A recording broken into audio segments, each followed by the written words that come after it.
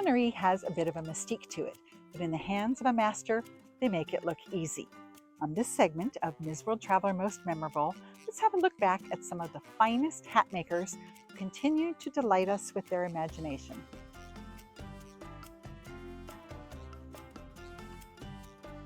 A family-owned business now in its fourth generation, Sombreros Lopez in Quito, Ecuador, is more than just sombreros.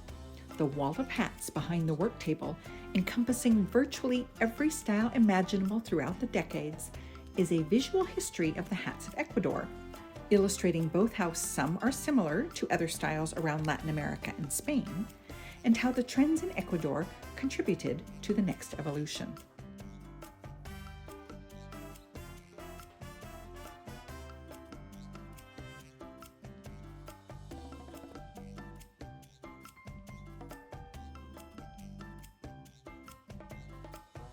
As we seek out interesting shops to cover on Ms. World Traveler, we also learn new things all the time, like that Panama hats actually originated in Ecuador. Does anyone else think the name is misleading? Another thing we loved is that every hat is made right here with the same tools and techniques their great-grandfather began with when he opened the store in 1920. Why mess with success?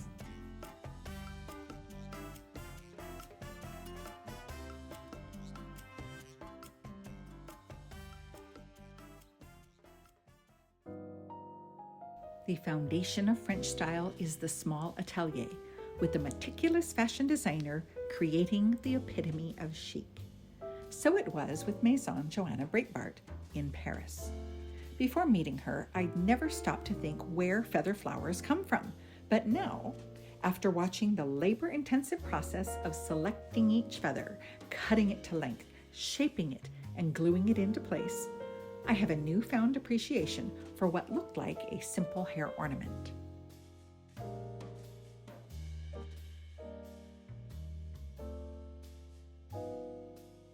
Starting from scratch on every design, Johanna has endless imagination.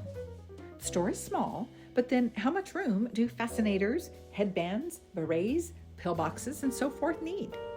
She's got room to create and store her myriad of laces, beads, ribbons, fabrics, and supplies.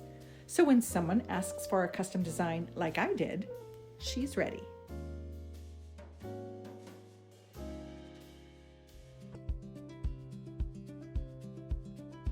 Is there anything more Scottish than a jaunty tweed tam, bonnet or cap? Traditional, yes, but Fons Reid of Fabhatrix in Edinburgh has injected her own creativity into making classic styles with a modern interpretation.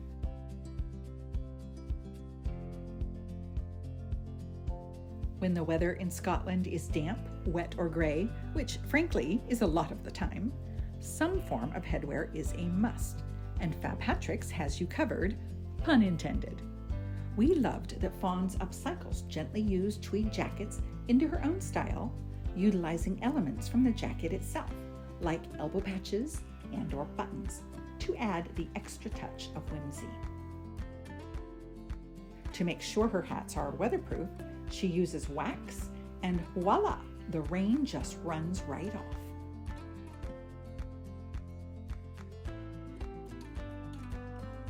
If you're looking for more fashionable than practical, Fabhatrix has that too, with colorful fabrics, feathers, sequins, specialty threads, and more to add the glamour. Whether you need something to keep your head warm and dry, or to accent your special occasion outfit, you can find it at Fabhatrix.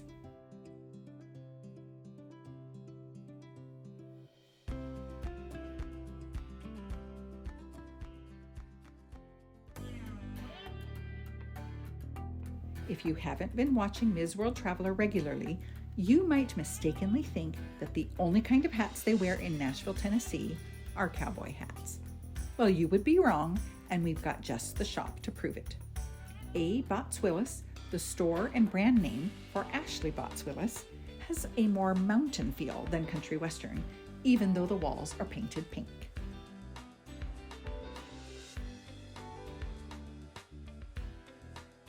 Antlers, taxidermy, antiques, and chandelier hat displays that she designed herself contribute to a bright, airy space where the hats are the star. And why shouldn't they be when they are dip-dyed, tie-dyed, hand-marbled, and decorated with polka dots, feathers, and braided trims?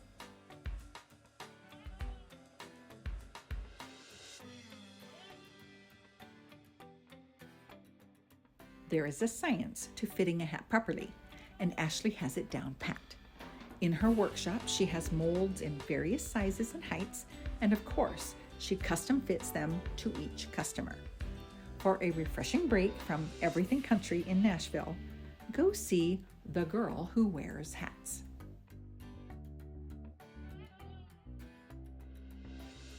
Hats are one of my favorite things to cover on the show because they're just so visually interesting and fun to try on. Though not for me. I don't have good hat hair. It goes flat and sticks out everywhere.